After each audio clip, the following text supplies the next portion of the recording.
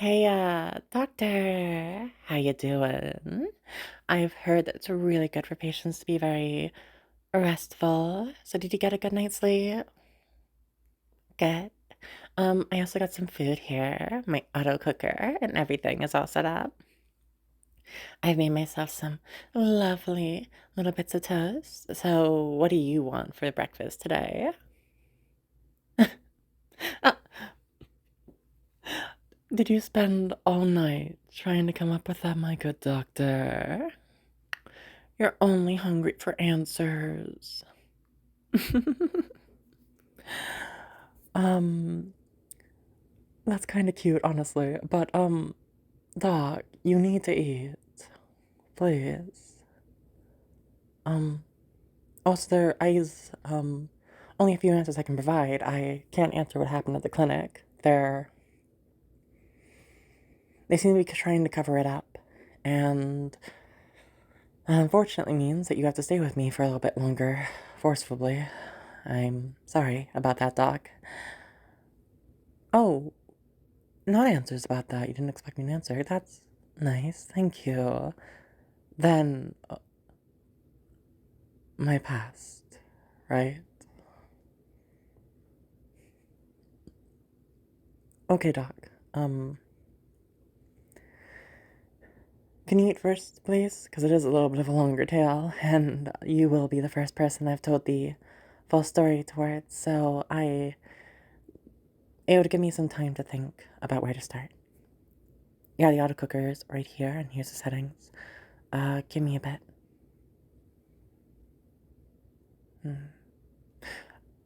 Oh, you've cooked your food now. Thank you, Doc. Can you lay down over there? I think I found a good place to start. You wouldn't know that much about the background of my environment, but I still need to kind of talk a little bit about how my background was different than what you may imagine, and what parts are similar, because that's pretty important between patient and doctor, whatever, background and all that. So I'll tell you a little bit about how my containment zone was more special for its time. And to this day, I believe it was still special. I've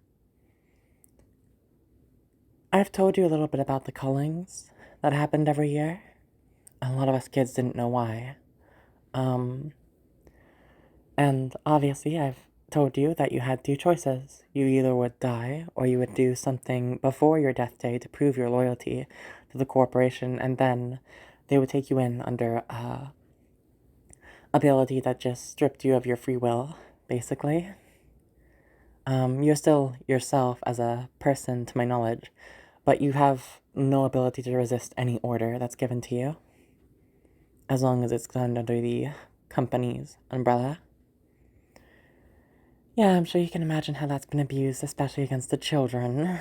But anyway, those dogs aside, there was other exceptions that were sometimes made.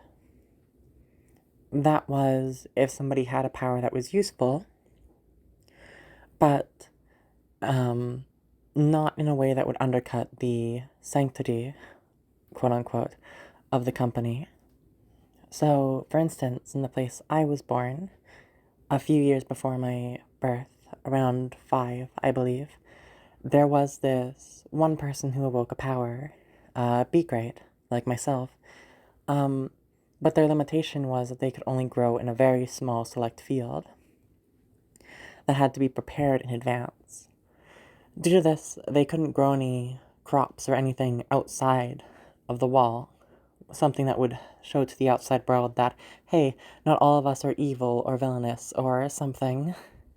So the company, thinking that they could save on some level of cost for food, let them live. The treaty that was originally signed also does make it so they have to give us a minimum of a certain amount of food, and with the additional food that we more got from the B grader, well, our place had more food than almost any containment area, even though it's triple with the population. Due to this, my family felt comfortable enough to give birth to a child, and also due to the amount of food that was more available. While there were definitely those after the baby boom who would die of starvation, there was at least enough food for a more quote-unquote civilized town to be made. Due to this opportunity, my father displayed his skills as a brewer, and, well, that gives you quite a bit of political protection, as long as you don't lean on one side or another too much. The different gangs and groups within that area, everyone liked the wine that my father produced, and due to that, nobody would mess with him. And my mother, due to the additional income from there, was able to learn how to sew, and somebody who's actually skilled at sewing, well, a lot more higher-end clients, especially there, would come in, and with the amount of power, political or otherwise, that they held in that relatively small area, we were doubly protected. It all went wrong when I was born, I guess, though not immediately. I was born, and I grew up in a way that the tradition of everywhere else here was, because while my parents were protected, children in an area where every other year, there's going to be like a mound of bodies, including parents, in case they try and hide the child. Well, children's lives are not seen as that valuable until they pass their awakening day. And with that as the case, I wasn't granted the same protection as my parents. And like most kids my age, I got into a lot of fights. Luckily for me, my parents were wealthy enough to smuggle in a baseball bat. Just like this one over here. It's not the same one. I've had it confiscated many a different times, and I've had to buy new ones, but a steel bat is really good, especially if most of the other kids that you're fighting against are malnourished. They generally aren't that strong. I grew a bit of a reputation, and I grew in my skills, especially in fighting. I even had enough time to pick up a trick that was more done to impress my parents. I would later, luckily, I suppose, use this trick to great effect, but I'm moving forward in the story just a tad. So to get back on track,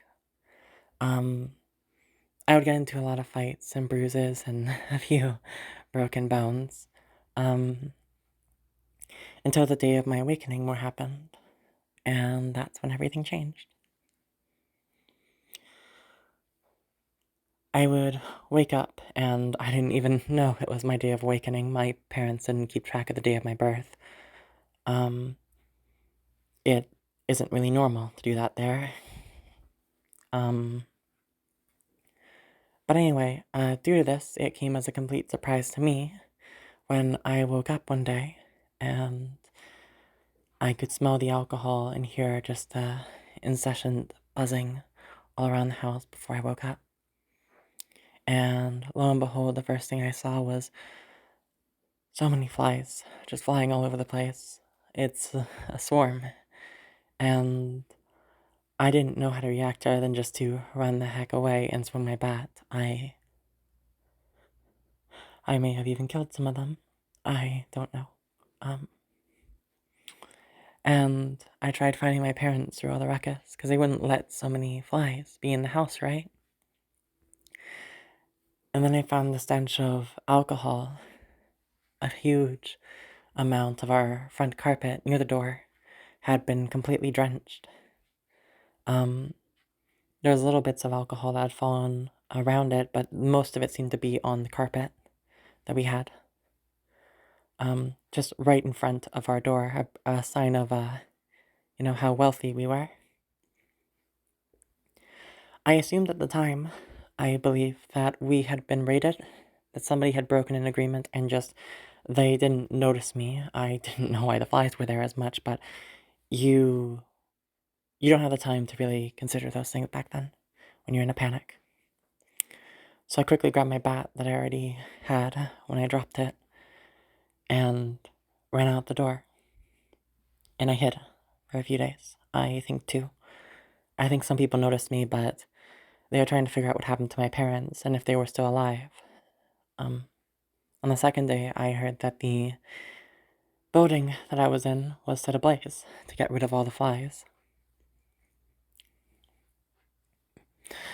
Then a few days after that, I don't recall, everything there is a bit of a haze. I would have a man dressed in all black carrying these black suitcases, some on his back, some on his shoulder, some on his arms, and 2 in his hands, and he'd walk up to me, and he would say that he could tell me what happened to my parents. But in return, I would owe him a favor, and I would have to play a game. Now, I wasn't a blind, naive kid. Anyone who grows up there knows that there's always something behind those deals, but at this point, I could tell whenever I grabbed my weapon too hard, it would start lighting up, and while I hadn't tested it on anything, I knew that meant that I had awoken a power. And,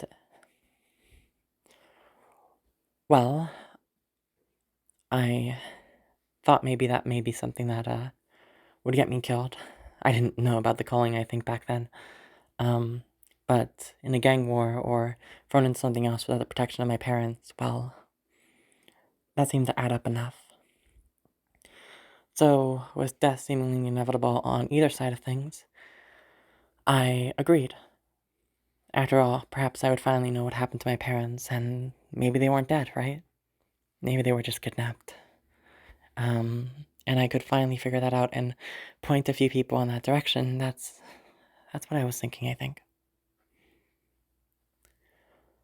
Unfortunately, it wouldn't be the case, though I would learn that both of them hadn't technically died when I saw them.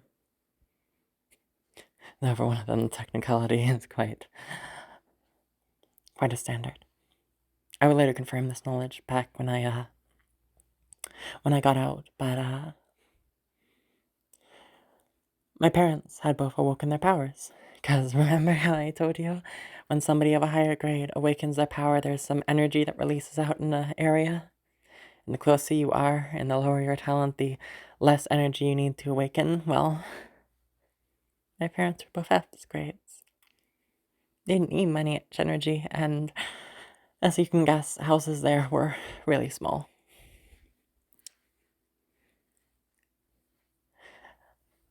And my parents' abilities, if you haven't been able to guess where this has been leading, was my father had an ability to transform his body into any liquid that he touches. More limitations based on him touching it, and it was hard to have control. You had to practice a lot more for it, and you wouldn't be able to regrow anything that had transformed. Now, this could have been maybe a cool party trick with, just having your hair fall out. A pretty useless ability, but I guess my father was working on some moonshine at the time that I awoke. And thinking back, it's most likely that if my father did know that it was my awakening day, if I had something that was survivable, he was planning on just giving me my first booze. And I know, it's very, very young for somebody that age, but back there things are different. But instead, his body, to my understanding, looking into some people which were able to read the past, his arms started transforming into the liquid moonshine, and he started to run. And I don't know if he felt pain or not, but just seeing your body gradually more transformed into a liquid that you can't control, and then running away, probably outside to try and get help, but before you could even reach the carpet, his whole body more transformed at once, and that explains the stain, right?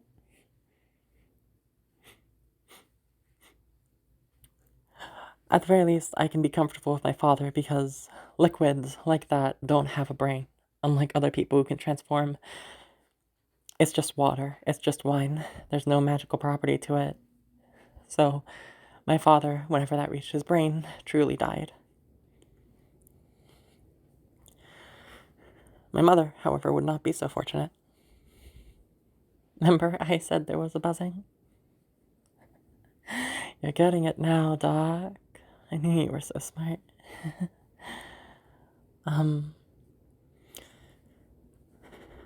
My mom had an ability to fracture her consciousness, and in return would have many different bugs fly out, each carrying a fraction of what makes her her emotions, her memories, her viewpoints, everything. And when you divide a person into flies, apparently that relies on a few million of them. My mom would be able to transform back if all of them were inside the same area. However, any of them that died would mean parts of my mom had permanently been destroyed. And that's why I don't know in case I destroyed any, and even if I could gather all of them back over again, so many of them must have died, even in case the flies didn't die of old age, which is possible, I can admit. She wouldn't be her again. And there may not be any part of her even left to have a person come out of that. I tried a few years to try and get into it, but while I was able to leave the area, and I'll get into that, I was never able to get anything back in to try, no matter what routes I tried. Anyway, I'm skipping ahead so much on this story. I'm so sorry, Doc. Perks or downside, I suppose, of this being my first time telling the story. I'll get back to it, though. No, Doc, I'm fine. Where was I? Oh, I had accepted the man's offer after he told me, this information, and I was obviously devastated. And I don't know if I blanked out or the man, just quickly got something. There was some type of maybe time dilation, or if I was just more likely blanked out. Before I knew it, there was 3 other people inside the area with me. Oh, I skipped the area detail. Apologies, Doc. I was in this black room. No exits, no entrances, as soon as I accepted the deal with the man. And it was still complete pitch blackness, but you could still see in a way that you can't explain. I can't explain it. It's just weirdness of how powers work, I suppose. But the 3 other people I was with was one man that must have been, well, not man, little boy, that must have been of higher status because he was wearing glasses, and those are incredibly hard to get, so his parents must have worked quite hard for those. A taller boy, taller than me, and I was quite tall for my age, that had a brutish figure. And further away than all of us by a few feet was this girl with little strikes of blue in her hair. And the man started talking from every angle of the room, like there was loudspeakers in every part of the room, I suppose, and told us that the game that he had mentioned was that we had to kill each other. He could only carry one of us out. And well, before he even finished, the man with the glasses beside me had his throat ripped out. The lanky boy beside him had turned into some type of wolf creature. I had been gripping my bat for quite a while, and the man had to take a few steps towards me, which gave me the opportunity, even in my shock from my fight or flight responses, to swing really hard at the man. And then a visceral of gore. Even if I only hit his head, everywhere from his lower torso to his shins, all blew off into a liquid, flowing forward. And it's the first time that I felt the rapture and the beauty of the pink, red, and white all just done up like that. However, I noticed that the liquid started freezing midair, and I turned, starting to feel a bit colder. The girl further away from us had run away to get extra distance in the confusion, and she was able to control temperatures. A weaker ability, because somebody who can control strong temperatures would have totally freeze me immediately, especially with my weaker body back then. But well, it took this girl some time, and I started running towards her, but my blood started to freeze a little bit. So I picked up my little party trick, where I would throw my my bat towards something, and it would hit it on the dime. That's really hard to do with a bat, as you would imagine, so it works only really good as a party trick. And I threw it hard, and it didn't hit her perfectly, but it still broke her nose. Probably due to my, what I now know is, superhuman strength. And well, that broke her concentration, and her power was suddenly non-existent. And I rushed forward towards her, and I beat her. I didn't grab my bat immediately. I just started pummeling her in a frenzy. I guess at one point I grabbed my bat, because when I came to again, all that was left was this mess of pink just all under me. And so to this day, that's the only time I don't think that that mixture looked so pretty. Before I could get too deep into that, though, apparently we started moving. I was the victor, after all. Now, unbeknownst to me, the new organization at the time, the Villainous Association, had leaked the information this man was doing this, and a few heroes had started to react to stop this man. And looking back, it seems that the Villainous Association probably covered the tracks of everyone else as well.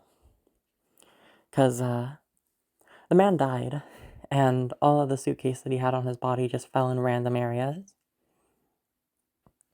And out of them came us. That was his power, to put people into those little suitcases he had all over his body. However, he could only carry one person in a suitcase. Even if multiple people could be in a suitcase, normally he couldn't carry them unless there was only one person. There was no spatial fluctuations from that, so it didn't caught up on any sensors at the time. And that was how the whole organization was able to get people out of there. I don't remember the name of the organization. I don't think they exist anymore. The Villainous Association, when it eventually grew in power, struck them down. But we're going ahead again on the story. I was free. I didn't know why at the time, but I was suddenly free and the man wasn't around me. And I, for the first time, was able to see the outside world. And this is how I know I'm not a good person, Doc. Because a good person would probably be amazed, would be looking around the world, the beautiful type of neon lights, the lovely little caffeine areas, and the gardens, the birds. God, the birds. I never saw a bird before when we were in there. The little pets, the smiling faces. I will at least say I noticed the smiling face, but not for the reason, and not in that order. The first thing I noticed was the trash. And when I noticed the cafe areas. Cafe, that's the word I'm looking for. Sorry, I'm kind of starting to get a bit out of it, but I need to finish this all in one. I noticed a lot of them had tables that were empty with still food on the plates. And I started noticing that the garbage areas had a lot of uneaten food there. And I saw all the happy smiles on the faces, and I started to get angry. Because even just a quarter of the food that I was seeing thrown away just so casually in the area that I was in would have been enough for us to feast in there. And all of it was just being thrown away without a care in the world, without even recognizing how precious what you guys were casually throwing away were. A good person would have taken a step back and thought. A good person would have realized that something was wrong and thought more about it. But as I said, I'm not a good person, Doc. I raced into the nearest area and I beat up a few people. I stole some food and I ran away into an alleyway. In the following weeks, I would rob many stores. I would beat up many people, and I kept making excuses. I would keep coming up with ways that it was justified for what I was doing. That, hey, these people were supporting the companies that kept us all in bondage. The people who they celebrate as being virtuous were the same ones who were funded by the people who left mass graves openly struck up just to incite fear in us.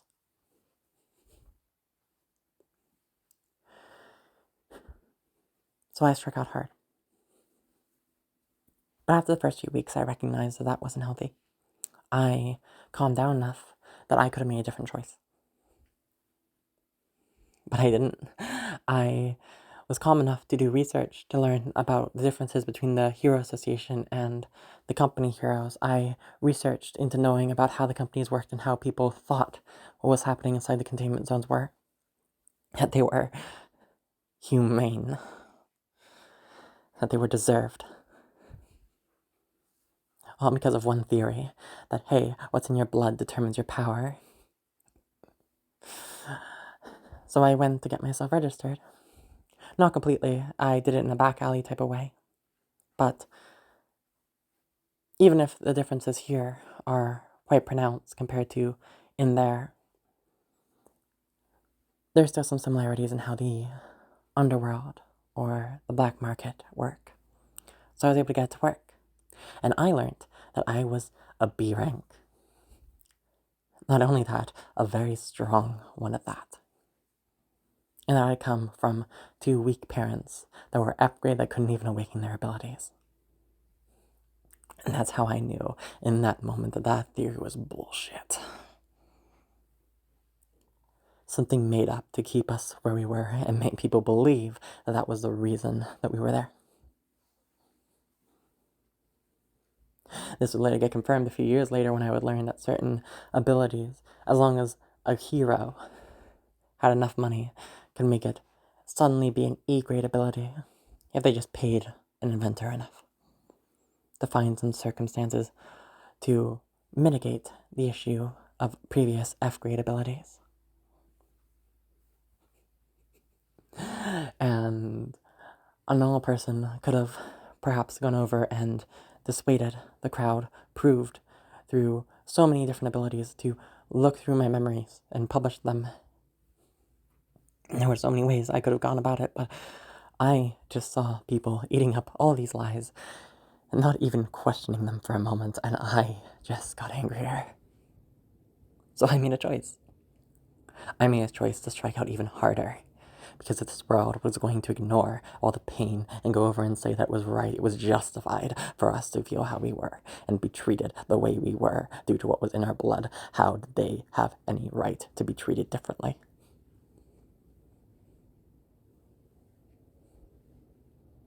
So here I am as a sweet, seemingly innocent kid, coming up towards people and tricking them, and either leaving them alive if I thought they were kind of cute, if they were seemingly nice in the short interactions I had with them,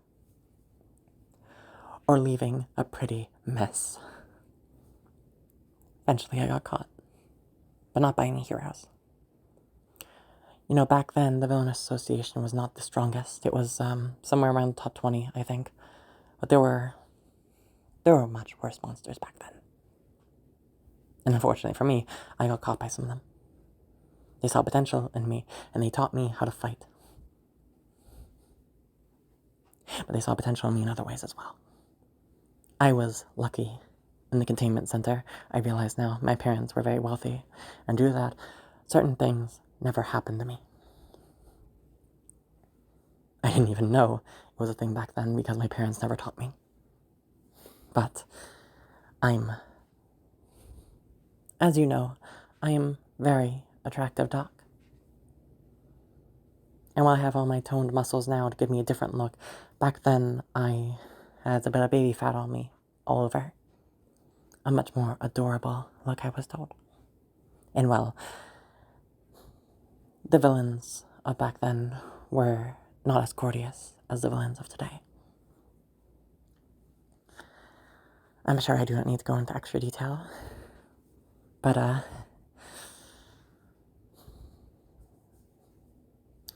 was able to kill them after enough time. I was attractive enough that they didn't notice that when I grabbed something in my hand and I started glowing red between my fists and I struck them with an open palm, that something may have been a little wrong because, as stated before, I just need an object to grab. Something as small as a nail would still work. It just takes longer to charge. And I was able to get my way out of there. After that, I was a lot more careful until, when was I? 15 years old, I believe. And then I was found by the Villainous Association. They had started growing in power at this point. They were among the top 5, I believe, at this point. And they were a lot more safer. And they had a good reputation. And I had just had a big fight where I was bruised and very much damaged. So I took shelter with them, and that's one of the only good choices I've ever made. The Villainous Association is made of villains like me. Those who are used, broken, and hurt by society. And while we do our own type of shenanigans, things happening to children or things of that nature are completely shut down. The noblest group that you could have for villains, and it's the only reason why they are the strongest group right now. Heroes don't target them as severely, because it's better to have good villains than ones that were more dangerous before. They were so courteous that they were willing to hear my tale about what happened in the bloodline containment centers, and willing to give me some aid. Not enough to fully go against the corporation, certainly, but some tips on what I could do. Certain targets that I could reach myself.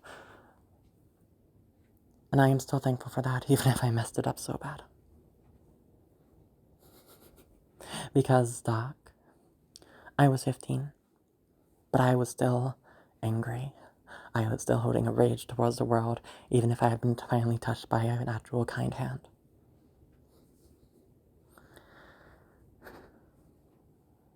But because of that kind hand, I had hope. Short-lived, but I did have it, so I spared some store owners that seemed to hold some political weight. And I told them the plight that I had, why I was doing what I did, and I was able to either blackmail or convince multiple store owners to aid me in advocacy. Use their weight and money to aid my people that were trapped within those walls. A month passes by. 2, 3. I'm getting angsty, but I'm trying, and the advice of others to calm down. 5 months pass by, and I see no change. 6, half a year. I'm almost 16 now, and there's been no change from me sparing many lives. So I make another choice, and I strike out, and sometimes I would leave the store owners alive after I had joined different groups, because then you had more places to get money, food. But I decided to make a big mess out of all of them.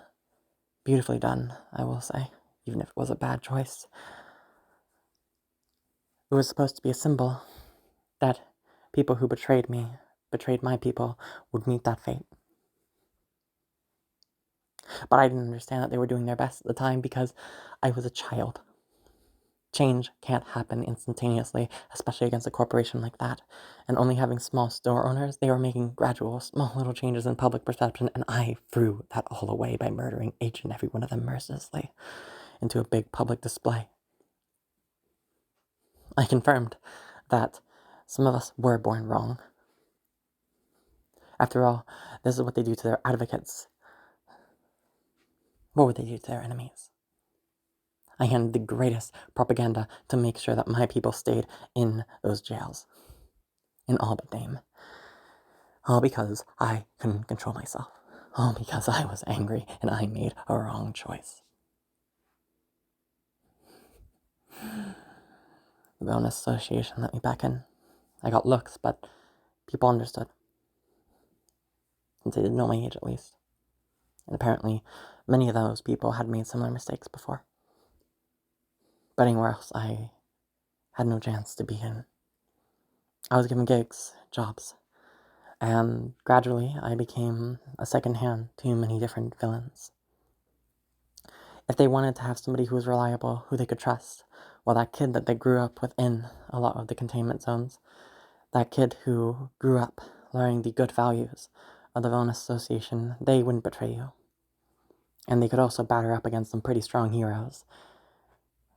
They couldn't do some grand heists all by themselves, but I was a really good muscle. I was seen as always the second best in operation. Unless it was something very grand, but even then I would be hired. And, well, I earned my money. I've already told you that I checked in the past information and tried to make some efforts into the containment areas, but that was all for naught. Eventually I had to settle for the knowledge that I had just ruined everything. That my choices were so meaningful, but I had ruined and thrown away all my good choices because I was angry. And because I thirsted for violence. And I just had to live with that. And then I, due to my choices, had no other way to live but to continue fighting. And when you know that, you start leaning into loving it so much more. And well, I naturally already had a love for beating people into nothing. A good people doesn't feel that naturally, Doc. A good person doesn't lean into their violent side. A good person doesn't lean into becoming a monster. But, well, I naturally was one from the start, now wasn't I?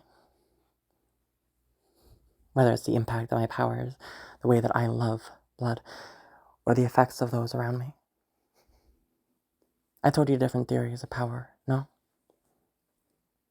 One is that there's the almighty being that started all powers, and the subsect from that, which is that there's some all-powerful being controlling everything we do. I can see the first one. The second one I don't agree with.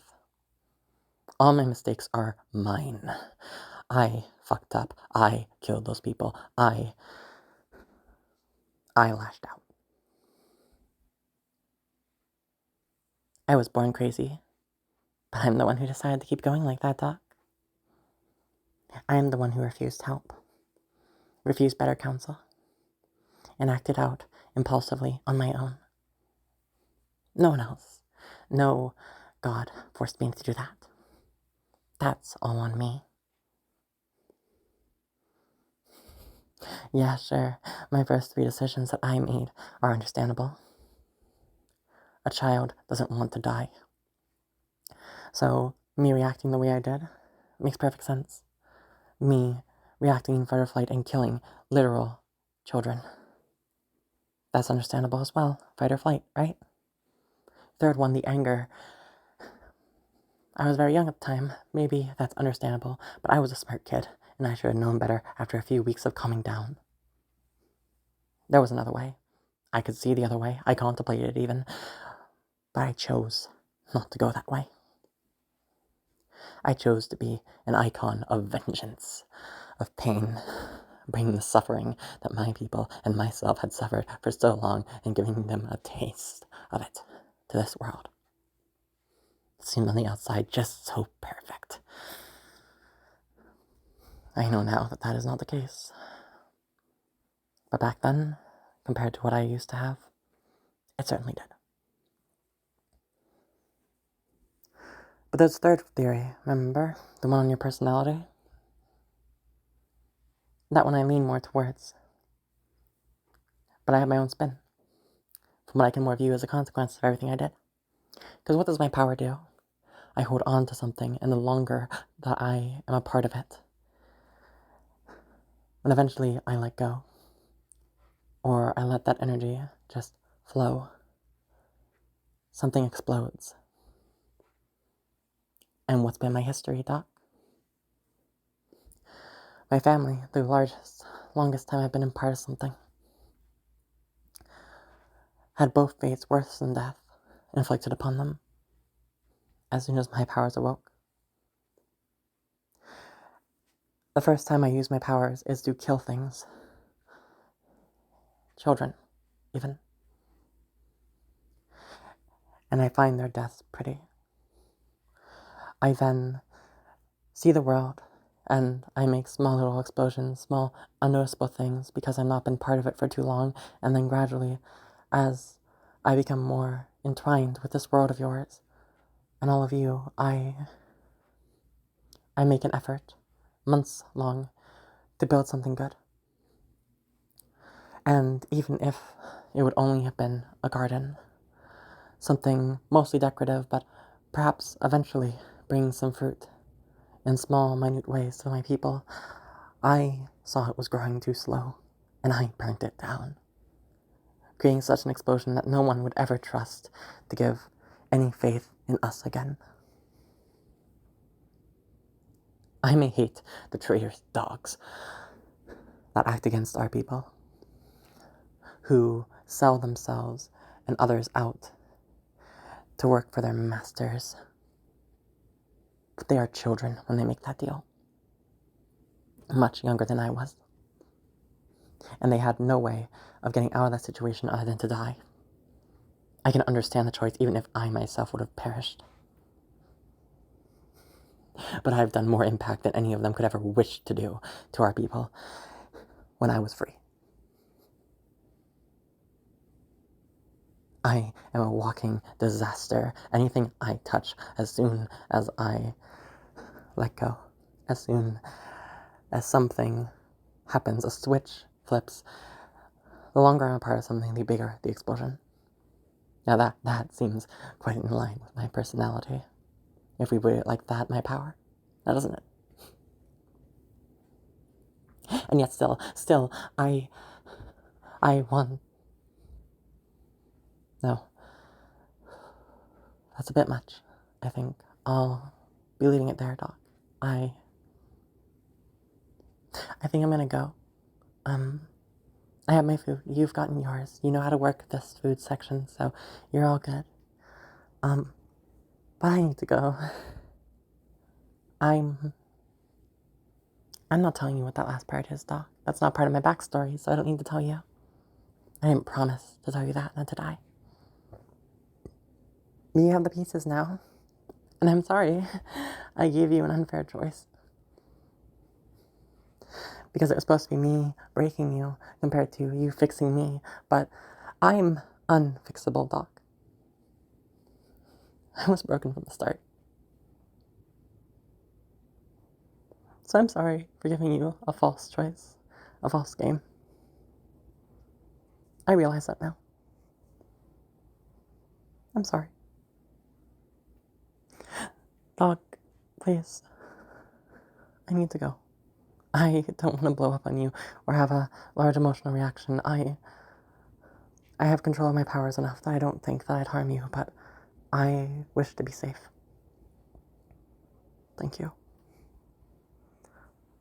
I'll be leaving for now, but this is the food section. I've already explained that. God, my brain. Oh, God, I know I'm crazy, but I don't normally have this type of reaction.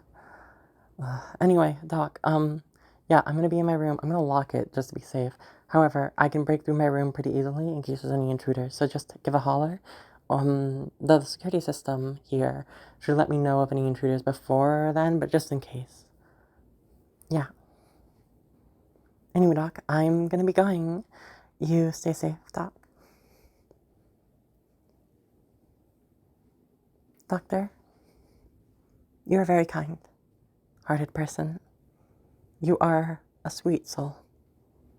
A rarity in this world.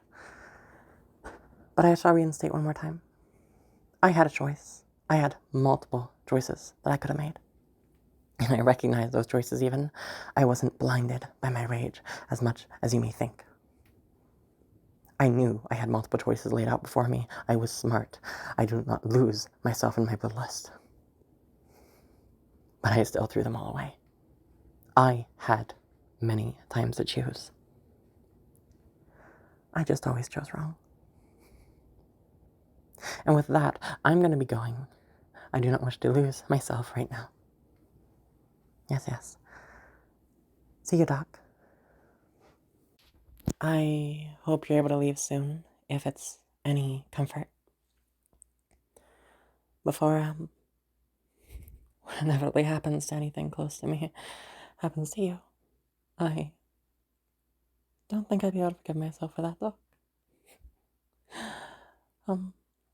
I think I've said too much, so, good night. I'll see you this morning. Or next morning. Apologies. Bye. Oh, hello again. So the story I'm sure so many of you dolls wanted. Something dark, gritty, filled with tension. Isn't that what some of you wanted? But fear not, I despise leaving my tales on a darker ending. I'd much prefer some sappy fairy tale ending myself. But to go more in detail about some things to leave it so in my lovely little observers aren't thrown into disarray, I'll be having somebody else come online to discuss it with you. Anyway, goodbye. I look forward to my next appearance. Why won't you fucking work, you fucking bitch? Oh, that's what we come back to. Okay. Hi. Sorry, the recording button wasn't working. I was holding it for like fucking minute, but it didn't work. That's weird. But hi, hey, so that was fucking dark now, wasn't it? But yeah, that's the first like super angsty audio I've made. And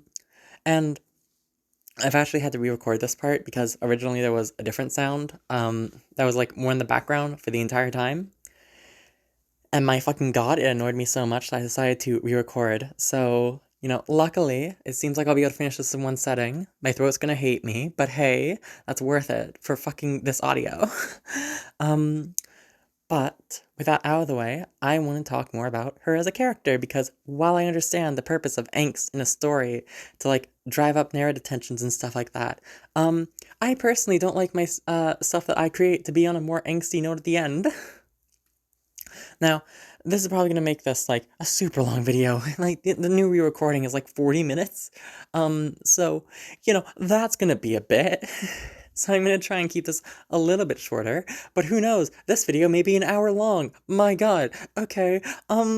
So anyway, with that out of the way, I want to talk a little bit about how Impact's character has changed and the other impacts from here, because Impact has been a character that I've worked on for a long time and has gone through a lot of revisions actually while the story has been going on. She's gone through at least 3. So I'm going to talk a little bit about those different revisions. Now, the original type of character type that I was more using for her was like, oh, well, what do we have a character that breaks somebody into being gay? Because there's different stories that turn that into a straight thing, or breaking into, like, a lot of bad stuff. And I was like, huh, how do I do that in, like, a healthy way? Well, one, a person that does this is crazy. They have to be crazy. Okay, so, psych ward, got it. How do we make it so that way it's fine for my little isms, though? Oh, okay, I'll make it so that way the character is asking for consent, and that's just be, like, a thing that this character is doing. Because you can be crazy, and you cannot be, like, an asshole, right? And then afterwards, I added in some little things of, like, huh, how do I more make it so that way this is, like, still hot, and, like, semi can be seen as more consensual? Oh, I'll make it so that way the doctor character, which is inside this audio, which is the listener, is, like, checking out the character the entire time, and that's the reason why she's doing things, because, hey, you don't look at my boobs and stare at my boobs in such a way for a longer and longer period of time if you ain't fucking gay. And then you double check the information about, like, hey, you're being straight. Oh, somebody's experiencing some repression. Aren't you my good doctor?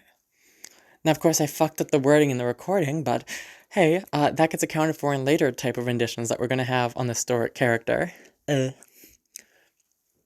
may notice a little bit when I get, like, my voice more tired, I mess up words a lot more. That's just a natural part of me as a person.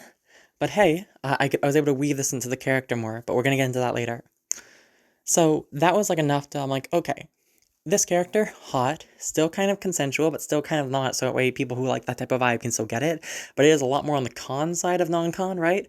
Well, and also while there's a non-con thing happening, it seems more like nothing really major is going to happen, and at least in that rendition of the story, it was more going to be like, oh, kissing and making you, like, kind of moan and beg and stuff. Which, you know, that's what I'm going to be doing towards a character. That doesn't mean there's anything sensual happening. I would change that in the next part immediately after this, but hey, there was nothing really implied in my mind that had to make that sensual. So, it's a cute little audio, goes out, it's fine. I wait a few days, because I have to do some IRL stuff. I look at the statistics in the back and I'm like, huh, this is pretty interesting. So what about my statistics right now? Oh, I got some subscribers from that. I think I had, like, 3 subscribers from that video alone. And I was like, what? And then I looked towards the video and it has, like, 100 views. I'm like, doubly what? Now, of course, in the back end, people only watched it for the first few seconds or something. But that was still really impressive at the time. It was my first, like, big boom one. And still now, I think it's, like, one of the largest videos that I more have other than the lore video, which, again, a lot of people didn't watch, and less people have liked that video. So, still technically, this one video was the most important one, kind of so far for me. So I went, huh. Like, this was not that big of a deal for me making it, so I was like, why do people like this audio so much? So I personally put in my headphones, and I listened to the audio again. And I'm like, wait, the little tisms that I personally have as a creator on, like, non-con stuff and other things like that, and that I'm not okay making that type of stuff, and, like, the little tisms about, like, the type of teasing that I naturally engage in and other stuff like that create kind of an interesting character when that's all done over underneath a crazy character context, of them acting in this type of way. Huh. There's a character here. That's, pretty interesting, huh? I wonder what I could do with this. But I was like, I don't know how I'm gonna fit this into anything else. Q&, I was already writing over for my first series at this point, Virtues and Villainy.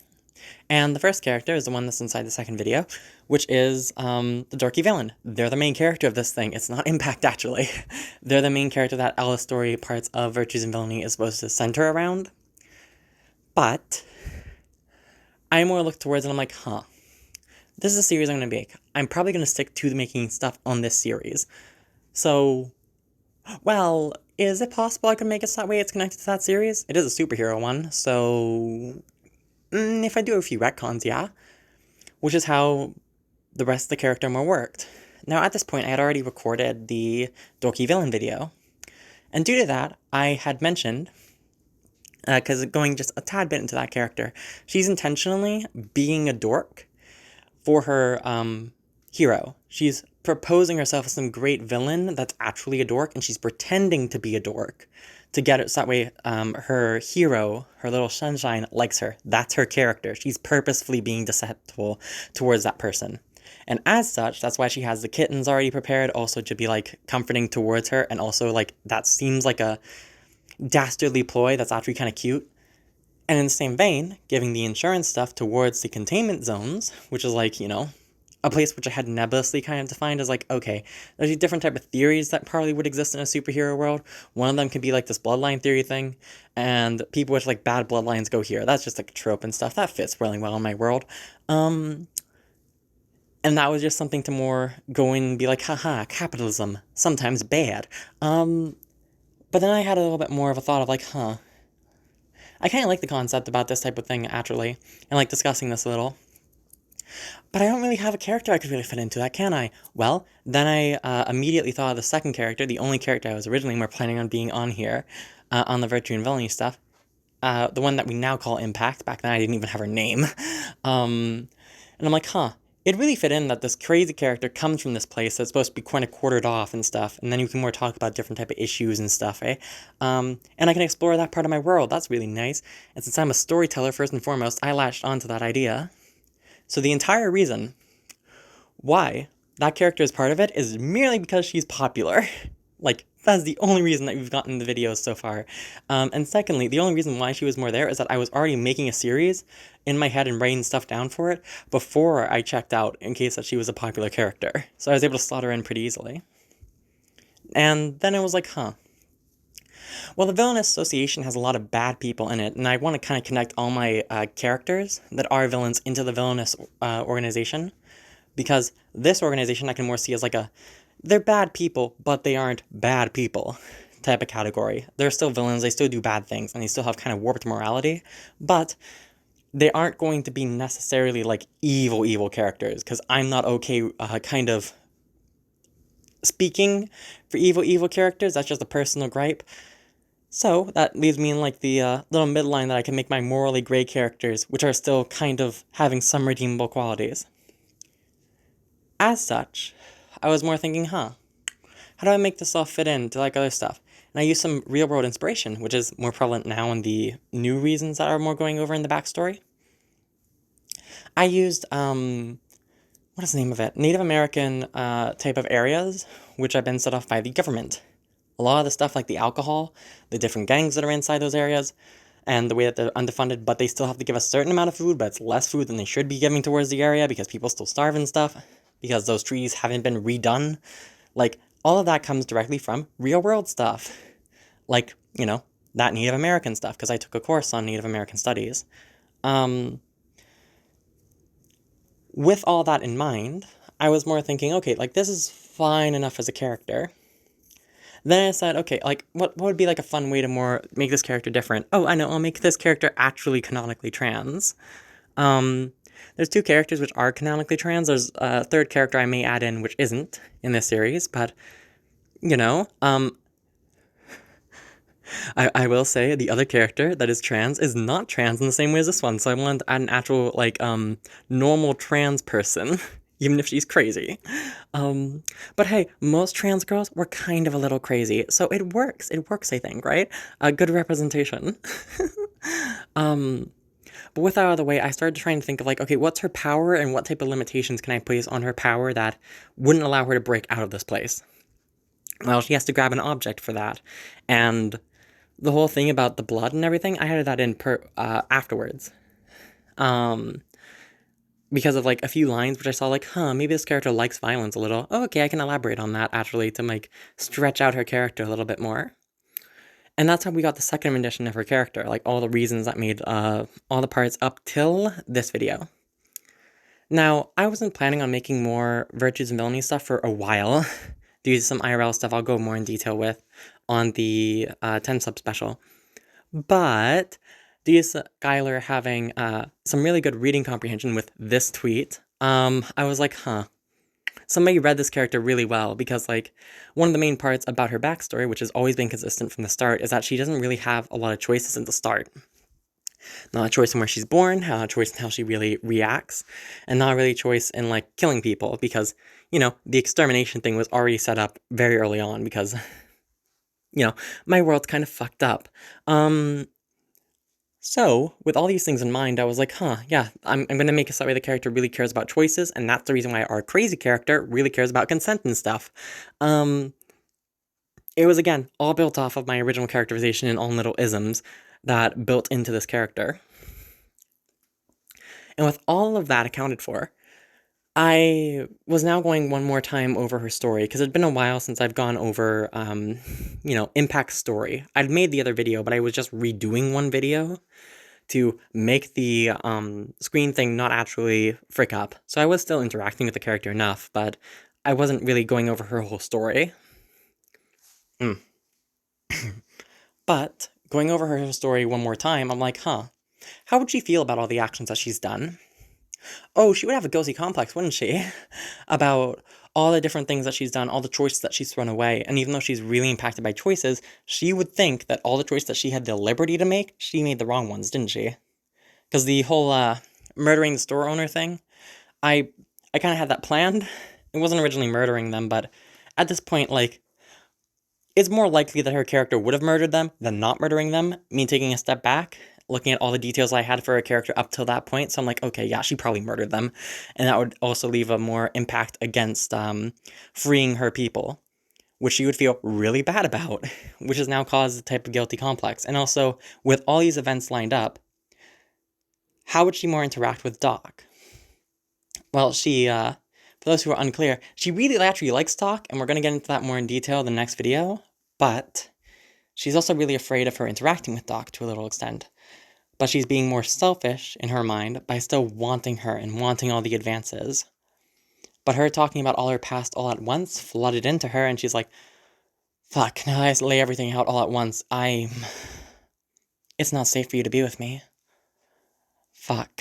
But you still have to be with me right now because I'm keeping you safer than the alternative. But as soon as you're able to leave, you should leave. That's now her new perspective going forward. And that was a change from originally when she was just like love-struck and going to be more completely into the Doc. I've also elaborated on the reasons that she likes Doc now with this new backstory reason and all the stuff with her, which we'll get into in the next video. Now, with all that out of the way, on like the background, like how her character was made, how her series continued to be more put into here, how she's apparently now a super popular character for the few people which watch his videos, I think I'm going to be leaving it at that because my throat, if you haven't told for like a few times I've had to pause, is starting to kind of like hurt. So I'm going to leave it at here. This video may be an hour long. My God. Hopefully not. But I'm going to leave it there, and hopefully my little fucking ramble about my character and being a geek about that was able to get rid of any depresso feelings this video may leave some people with. And that's all. Also, I hope people picked up some lore. Perhaps something like this on the original recording. Oh, dolls, don't worry, she can't hear us. Anyway, with that little, what's the name of it, channel lore out of the way, I'm gonna be going. Bye-bye, dolls.